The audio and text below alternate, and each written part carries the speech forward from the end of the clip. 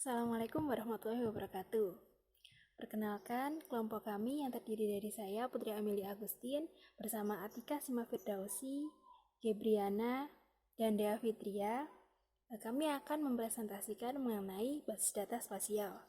Nah, sebelum kami menjelaskan bagaimana langkah-langkah untuk membuat sebuah data spasial, perlu diketahui bersama bahwa apa sih pengertian dari basis data spasial tersebut, dan juga apa saja unsur-unsur yang terdapat dalam basis data spasial. Nah, di video ini kami akan menjelaskan, mensimulasikan, dan mempresentasikan hal tersebut. Jadi, apa sih yang dimaksud dengan basis data spasial? Nah, basis data spasial merupakan suatu basis data yang memiliki fitur untuk menyimpan objek-objek ruang semesta, seperti titik, garis, dan poligon. Apa sih data spasial itu? Nah, data spasial merupakan data yang bereferensi geografis atas representasi objek di bumi. Jadi, data spasial pada umumnya berdasarkan peta yang berisikan interpretasi dan proyeksi seluruh fenomena yang berada di bumi, baik itu berkaitan dengan penampakan tanah, luas tanah, penyebaran penyakit, dan masih banyak yang lainnya. Data spasial, sebagian besar dari data spasial digunakan dalam sistem informasi geografi. Nah, sistem informasi geografi itu yaitu sebuah sistem data yang berorientasi pada data geografis. Memiliki sistem koordinat tertentu sebagai dasar referensinya dan mempunyai dua bagian penting yang membuatnya berbeda dari data-data yang lain. Nah, dua data yang berbeda yaitu yang pertama data informasi lokasi atau data spasial. Nah, data spasial ini berkaitan dengan koordinat-koordinat geografis dan berkaitan dengan lintang dan garis bujur. Juga data spasial ini termasuk di dalamnya yaitu mengenai informasi datum dan proyeksi. Dan yang kedua adalah data non-spasial atau informasi deskriptif. Nah, data non-spasial ini yaitu suatu lokasi yang memiliki beberapa keterangan yang saling berkaitan. Nah, yaitu contohnya jenis vegetasi, populasi, luasan tanah, kode pos, dan lain-lain. Informasi lokasi atau spasial. Jadi informasi lokasi atau spasial ini merupakan suatu objek spasial yang dapat dimasukkan dalam beberapa bentuk, yaitu dalam bentuk titik, garis, poligon, dan permukaan. Titik, dimensi 0 point. Titik adalah representasi grafis atau geometri yang paling sederhana. Nah, representasi ini tidak memiliki dimensi, tetapi dapat diidentifikasikan di atas peta dan dapat ditampilkan di layar monitor dengan menggunakan simbol-simbol tertentu. Nah, sebuah titik menggambarkan kota jika pada peta skala kecil. Akan tetapi, menggambarkan suatu objek tertentu yang lebih spesifik dalam wilayah kota, misalnya posisi pasar atau terminal dalam peta berskala besar. Yang kedua yaitu garis atau satu dimensi line atau polyline. Garis adalah suatu bentuk geometri linear yang akan menghubungkan sedikitnya dua titik dan digunakan untuk merepresentasikan objek-objek berdimensi satu. Nah, batas-batas objek geografi, poligon juga merupakan garis-garis. Demikian pula dengan jaringan listrik, jaringan komunikasi, pipa air minum, saluran buangan, dan utility lainnya dapat direpresentasikan sebagai objek dalam bentuk geometri garis. Nah, geometri garis sendiri bisa menggambarkan jalan atau sungai pada peta berskala kecil dan bisa menggambarkan batas garis administratif pada peta berskala besar. Selanjutnya kita bahas bentuk poligon atau dua dimensi poligon atau area, di mana geometri poligon digunakan untuk mempresentasikan objek-objek dua dimensi. Poligon atau area dipresentasikan dengan suatu garis tunggal yang melingkupi suatu tempat sehingga membentuk suatu poligon yang tertutup. Contoh tanah persil. Penggambaran poligon tersebut dalam bentuk koordinat titik awal dan akhir sama yang mempunyai panjang dan luasan. Selanjutnya, setiap fenomena terkait fisik atau spasial memiliki lokasi dalam ruang. Akibatnya, model data yang lengkap juga harus mencakup dimensi penting yang ketiga, atau ruang tiga dimensi. Hal ini tentu saja juga berlaku bagi permukaan tanah, menara, sumur, bangunan, batas-batas alamat, bencana, berupa gempa, tsunami, kebakaran, dan lain sebagainya. Data spasial menggambarkan contoh permukaan tanah, penggambaran permukaan dalam 3D, dalam bentuk area dengan koordinat vertikal, dan area dengan ketinggian. Contoh gambar data spasial akan menghasilkan gambar seperti pada PPT berikut ini. Selanjutnya ada informasi atribut. Data deskriptif merupakan uraian atau atribut data spasial, di mana mencakup anotasi, tabel, hasil pengukuran, kategori objek, penjelasan hasil analisis atau prediksi, dan lain-lain. Data non-spasial dapat dimasukkan ke dalam beberapa bentuk, yaitu ada bentuk format table, berupa kata-kata, kode alfanumerik, angka-angka. Contohnya berupa hasil proses, indikasi, dan atribut. Selanjutnya ada bentuk format laporan. Ini berbentuk berupa teks atau deskripsi. Contohnya perencanaan, laporan, proyek, dan pembahasan. Selanjutnya ada format pengukuran, berisi angka-angka dan hasil. Contohnya berupa jarak, inventarisasi, dan luas. Selanjutnya ada format grafik anotasi, yaitu kata-kata dan angka-angka, simbol, contoh, nama, objek, legend, grafik, atau petak. Contoh data spasial dan data non-spasial seperti data objek permukiman, yaitu data spasial merupakan data grafik berbentuk poligon yang merupakan closed area yang menghubungkan posisi-posisi geografis. Data non-spasial merupakan luas pemukiman, jumlah penduduknya, jumlah rumah, jumlah kepala keluarga, dan pendataan rata-rata kepala keluarga. Format data spasial. Secara sederhana, format dalam bahasa komputer berarti bentuk dan kode penyimpanan data yang berbeda antara file satu dengan yang lainnya. Dalam SIG, data spasial dapat dipresentasikan dalam dua format, yaitu yang pertama ada data vektor. Data vektor merupakan bentuk bumi yang dipresentasikan ke dalam kumpulan garis, area atau daerah yang dibatasi oleh garis yang berawal dan berakhir pada titik yang sama. Titik dan nodes yang merupakan titik berpotongan antara dua buah garis. Keuntungan utama dari format data vektor adalah ketepatan dalam mempresentasikan fitur titik, batasan, dan garis lurus. Hal ini sangat berguna untuk analisa yang membutuhkan ketepatan posisi, misalnya pada basis data kadaster. Contohnya pada gambar berikut ini merupakan contoh data vektor. Selanjutnya, ada data raster. Data raster atau disebut juga dengan cell grid adalah data yang dihasilkan dari sistem pengindaran jauh. Pada data raster atau objek geografis direpresentasikan sebagai 13 struktur cell grid yang disebut dengan pixel atau picture element. Bentuk data raster merupakan gambar atau image atau citra yang berbentuk digital. Resolusi dari data ini adalah pixel. Semakin besar pixel yang dimiliki, maka semakin bagus atau besar resolusinya. Contoh gambar yang dihasilkan adalah seperti pada gambar ini. Masing-masing format data mempunyai kelebihan dan kekurangan. Pemilihan format data yang digunakan sangat bergantung pada tujuan penggunaan, data yang tersedia, volume data yang dihasilkan, ketelitian yang diinginkan, serta kemudahan dalam analisa. Data vektor relatif lebih ekonomis dalam hal ukuran file dan presisi dalam lokasi, tetapi sangat sulit untuk digunakan dalam komputasi matematik. Sedangkan data raster biasanya membutuhkan ruang penyimpanan file yang lebih besar dan presisi lokasinya lebih rendah, tetapi lebih mudah digunakan secara sistematis. Demikian presentasi tentang spasial, selanjutnya akan dilanjutkan oleh rekan saya. Terima kasih. Assalamualaikum warahmatullahi wabarakatuh. Nama saya Dea Fitria Putri Susanto. Di sini saya akan mewakili teman kelompok saya untuk mensimulasikan basis data spasial menggunakan PostGIS dan QGIS. Basis data spasial adalah suatu basis data yang memiliki fitur untuk menyimpan fitur-fitur pada objek ruang semesta, termasuk titik, garis, dan poligon.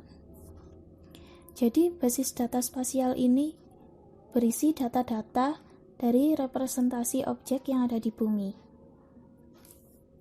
Oke, Hal pertama yang harus kita lakukan untuk membuat basis data spasial yaitu membuat database pada PostgreSQL.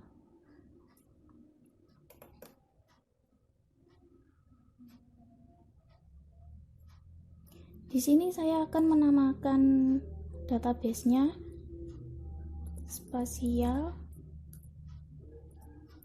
_sp karena saya akan menggunakan peta kota Surabaya untuk simulasi. Kita simpan dulu.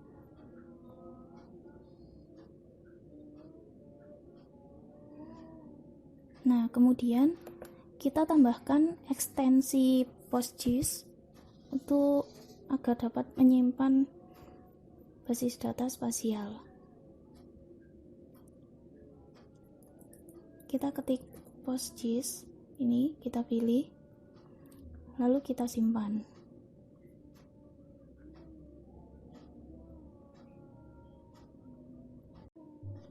Nah, sudah terdapat ekstensi PostGIS pada database kita. Kemudian setelah itu, kita akan mengkoneksikan database ini ke QGIS. Kita buka QGIS.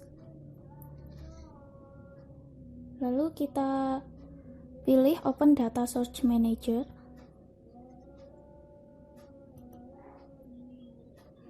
Lalu kita klik New untuk membuat koneksi baru. Kita berikan nama sama seperti database yang kita buat tadi.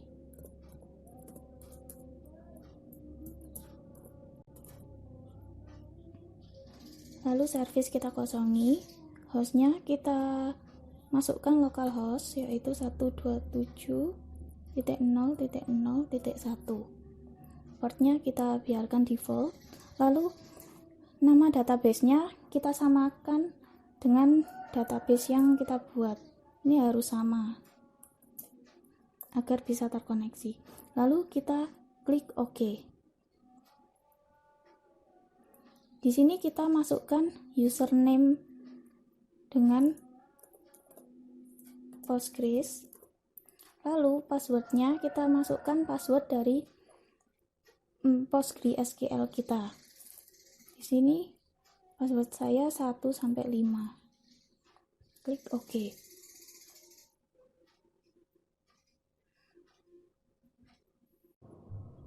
Lalu untuk melihat isi database yang telah kita koneksikan, kita harus membuka DB Manager terlebih dahulu.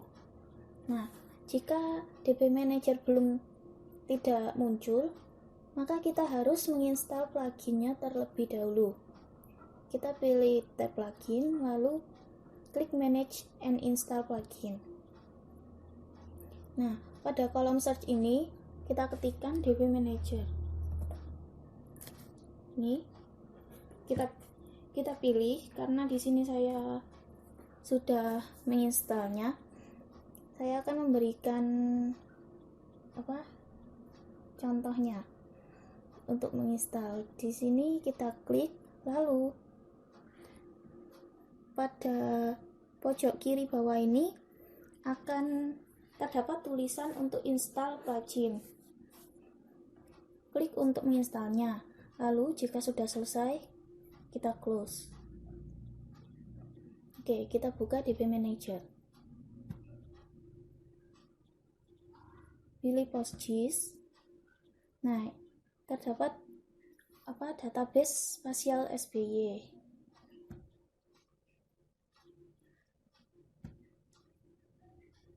Isinya belum ada isi apapun karena kita belum menambahkannya. Pada tahap ini kita akan memasukkan data spasial yang kita punya ke dalam QGIS.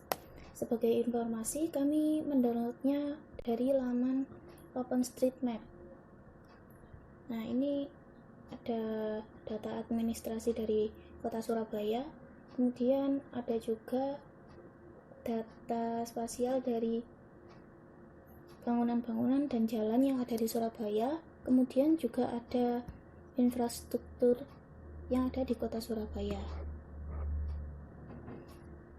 Oke, lanjut. Untuk mengimport data spasial, kita klik import layer atau file. Lalu kita cari data yang akan kita masukkan.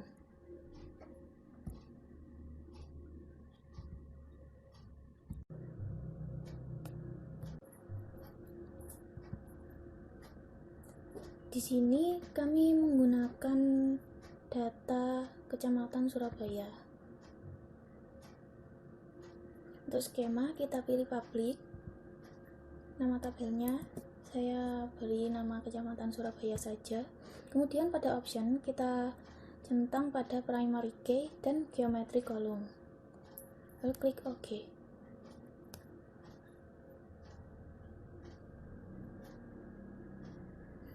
Jika terdapat pesan import was successful, maka berarti import sudah berhasil.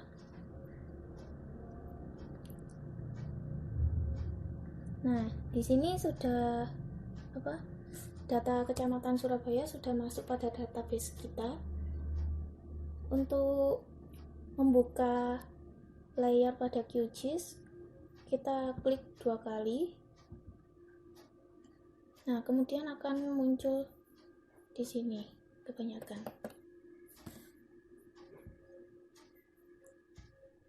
Kita hapus satu dulu. Nah, ini adalah peta kecamatan yang ada di Surabaya. Untuk memastikannya, kita akan buka map asli dari kota Surabaya. Di sini kita menggunakan Quick Map Service. Jika tidak muncul Quick Map Service, berarti kalian belum menginstal pluginnya. Caranya sama seperti menginstal DB Manager tadi. Langsung saja kita pilih OSM, lalu pilih yang OSM standar. Oke, nah ini sudah terlihat petanya. Agar peta asli masih kelihatan, kita akan menurunkan opacity dari data Kecamatan Surabaya. Kita turunkan setengah, hampir setengah ya. Lalu apply. Nah, sudah terlihat. Lalu klik OK.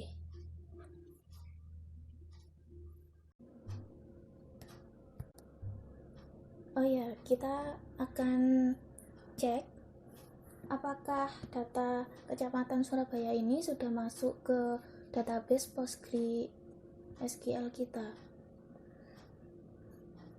Caranya kita buka skema, lalu pilih tabel. Nah, di sini sudah terlihat tabel Kecamatan Surabaya sudah masuk pada database kita. Lalu kita lihat isinya dengan view all rows.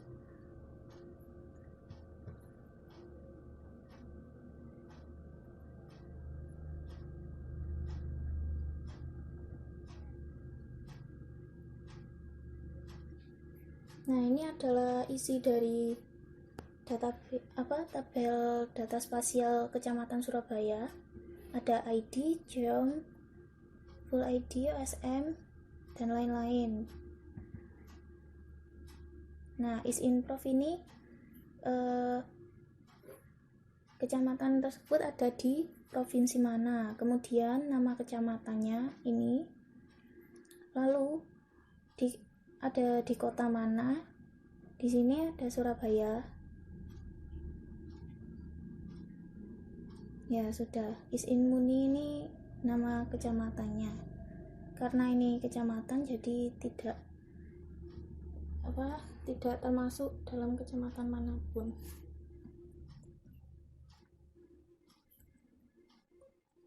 Setelah itu saya akan lanjutkan memasukkan data-data yang akan saya butuhkan nantinya.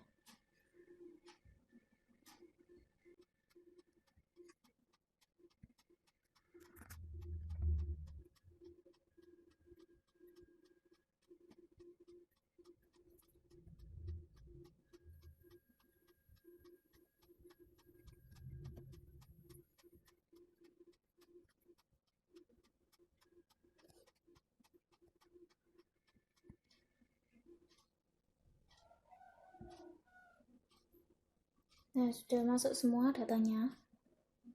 Oke, lalu di sini kita akan lanjut mensimulasikan bagaimana cara membuat poin pada database spasial.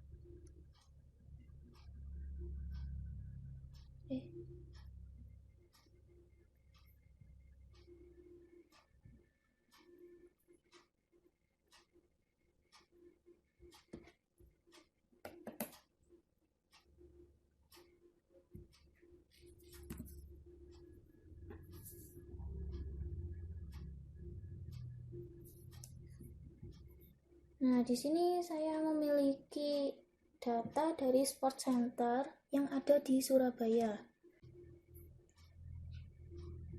Nah, ini ada beberapa titik.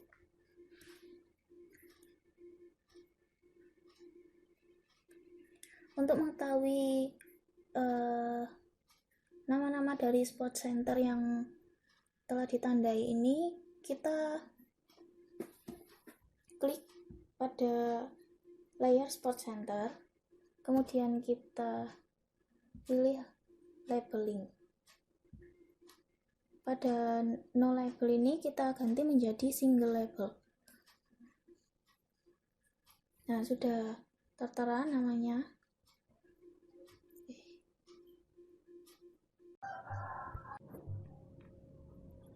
Lalu saya akan cek koneksinya dengan Postgre.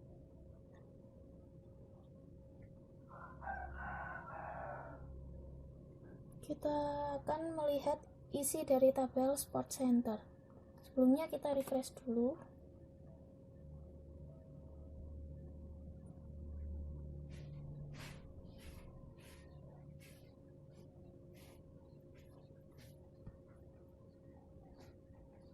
Nah, sudah muncul. Kita open untuk tabel Sport Center.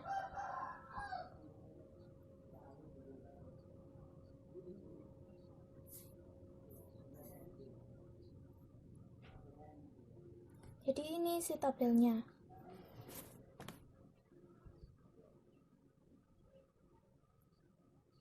Nah, pada kolom name ini merupakan nama dari poin-poin tersebut. Sedangkan untuk address ini adalah alamatnya. Lalu sport ini adalah jenis olahraga yang dilakukan pada Sport Center tersebut.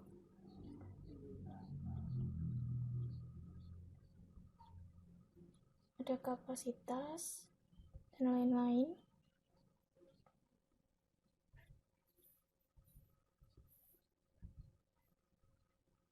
Oke, langsung saja saya akan praktekkan cara membuat poin.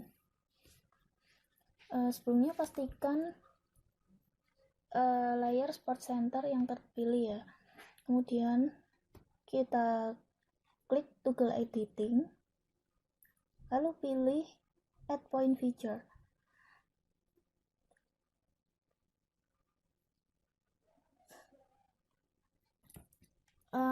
Selanjutnya kita pilih acak saja ya, misalnya di sini.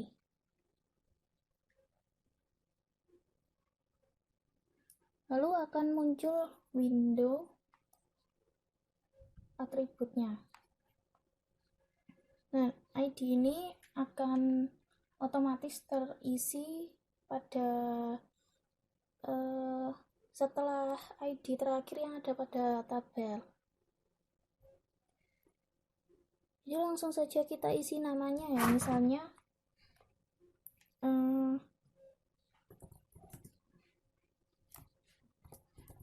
Gor Gor apa ini? Gor Merdeka.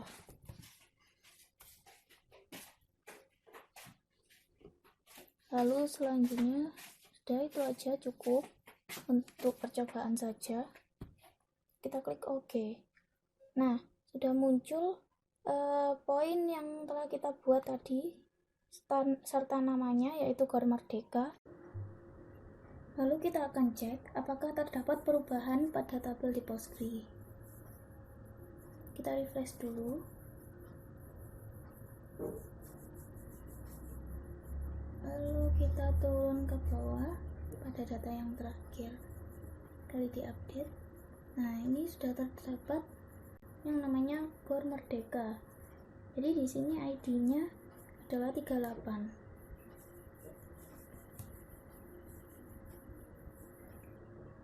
Nah, sudah ada penambahan poin pada tabel ini.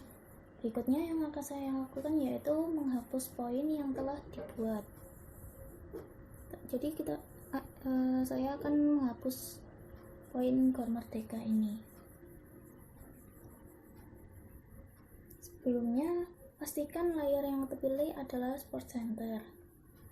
Lalu kita akan klik Open Attribute Table.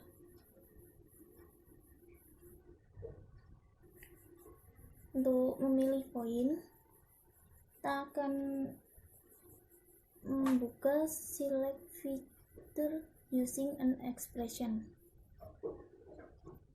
Nah, kita buka dropdownnya Field and Value. Kita pilih Name. Kita klik 2 kali. Lalu pilih Operator Is. Klik 2 kali juga. Lalu kembali lagi ke Name. Nah, di sini klik All Unique. Lalu kita cari yang namanya Gor Merdeka. Nah, ini klik 2 kali juga.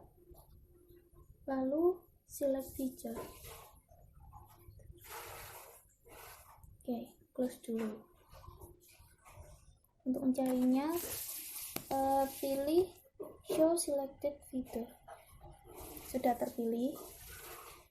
Nah, lalu setelah itu kita klik Toggle Editing. Lalu pilih Delete Selected Feature. Oke. Selanjutnya kita simpan. Oke, kita lihat. Nah, poin Gor Merdeka sudah hilang. Lalu kita cek juga pada Postgre. Refresh dulu. Oke, kita lihat ke bawah. Nah, poin sudah berhasil dihapus. Ya, selanjutnya di sini saya akan melanjutkan dari teman saya. Di sini saya akan membuat line, di mana saya akan membuat batas kelurahan dengan menggunakan line. Lalu kita unselect dulu Sport Center-nya dan kita select untuk garis batas kelurahannya ya. Nah, di sini bisa kita lihat garis batas kelurahannya sudah muncul.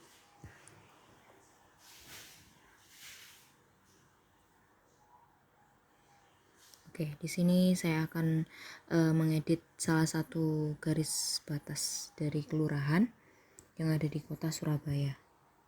Lalu kita munculkan dulu ya labelnya di sini agar terlihat ID dari garis batas kelurahan ini. Ya, ini sudah muncul. Lalu saya akan melihat jumlah dari line yang ada. Pilih Open Attribute Table ya, di sini bisa kita lihat jumlahnya ada 836. Dan di sini dari data di sini jumlahnya sekian. Saya akan pilih line 2 dari terakhir untuk lebih mudah untuk diedit. Ini saya akan mengedit line 835. Kita cari 835, line 835 ya. Nah, di sini saya akan mencoba menghapus line ini ya.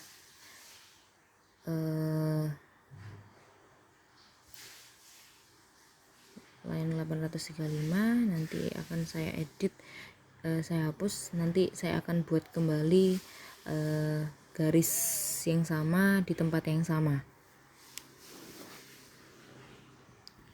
Kita buka dulu tabelnya, kita lakukan hapus dulu ya.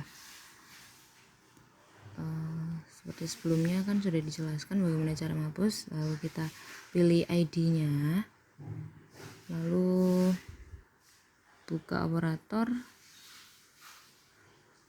lalu kita pilih ID mana yang akan kita hapus.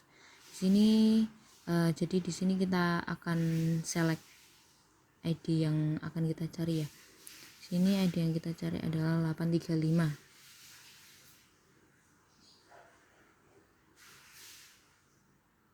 Oke, kita select dulu, kita close. Selanjutnya kita show selected yang tadi, kita edit, lalu kita hapus. Jangan lupa disimpan. Oke, selanjutnya kita lihat di post screen-nya apakah sudah terhapus. Ya, kita refresh. Kita lihat ya di sini 835.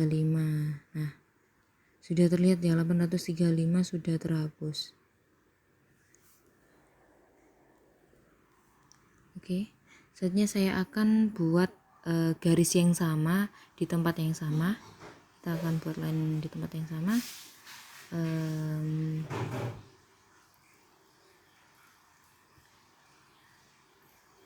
Kita ke garis, toggle edit, lalu kita line, add line-nya, kita arahkan kursor kepada garis yang tadi. Kita akan membuat garis yang sama seperti tadi.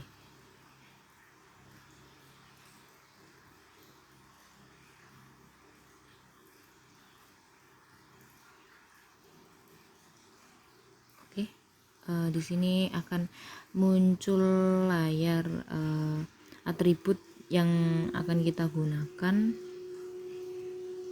Jadi di sini saya akan tulis dengan ID 837.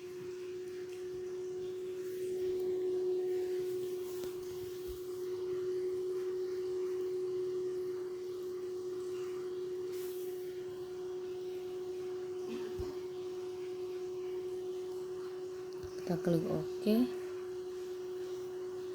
Ya, di sini garis sudah terbuat ya. Line 837.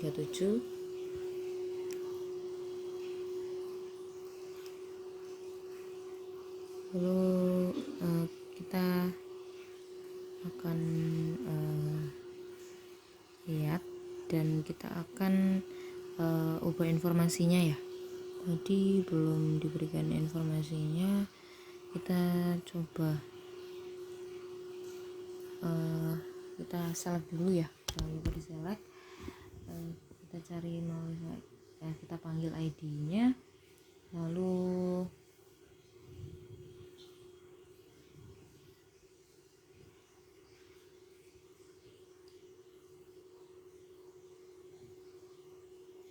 tadi 837. Oke, kita select dulu, lalu kita close. Kita tampilkan yang di select tadi. Oke, di sini karena informasinya belum kita isi dulu informasinya.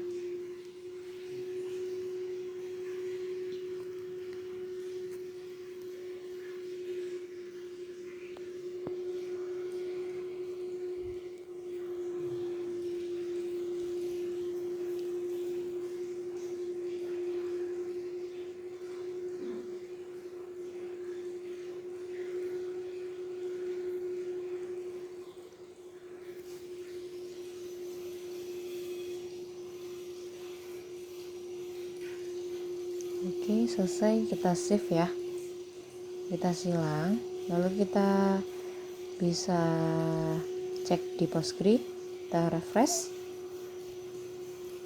kita lihat apakah sudah ditambahkan atau belum.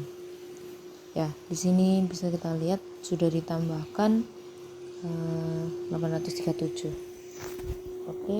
Oke, selanjutnya di sini simulasi poligon ya. Oke, jangan lupa kita select dulu poligon dari Kecamatan Wonokromo. Ya, di sini dapat kita lihat poligon dari Kecamatan Wonokromo. Di sini saya akan membuat poligon dari Kecamatan Gayungan ya, Ketintang Gayungan. Oke, kita tampilkan dulu labelnya agar terlihat kecamatan-kecamatan. Oke, setelah itu kita lihat database-nya dulu ya. Kita lihat supaya nantinya dapat membedakan. Kita lihat di sini nanti dapat kita bedakan sebelum dan sesudah ditambahkan poligon. Di sini sementara ada 6 poligon yang kita buat. Nanti kita akan tambahkan 1 ya. Bisa kita lihat data-datanya, namanya. Sini tentu saja Surabaya ya, dan dapat Kecamatan Wonokromo. Di sini kita langsung buat saja add poligon. Oke, kita cari dulu Gayungan, Ketintang. Oke, kita langsung buat garisnya, poligonnya.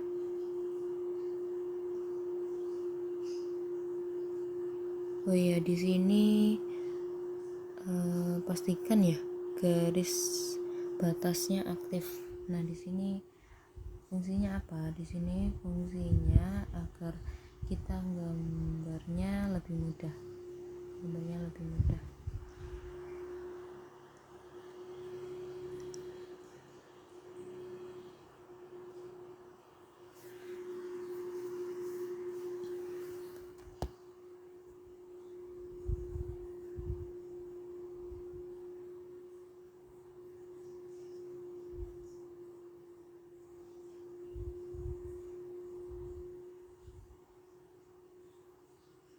Oke, klik kanan, lalu kita masukkan informasi yang dibutuhkan.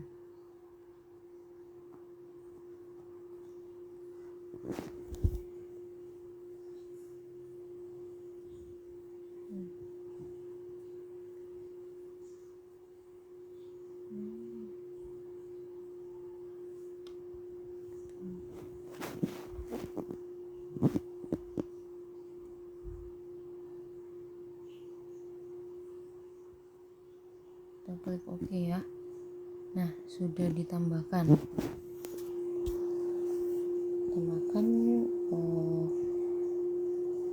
Selanjutnya kita simpan dulu, jangan lupa.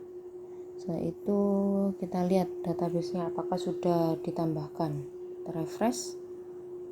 Ya, di sini sudah ditambahkan.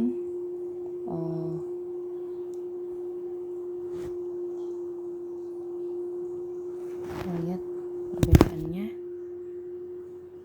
Oke, sekian, terima kasih.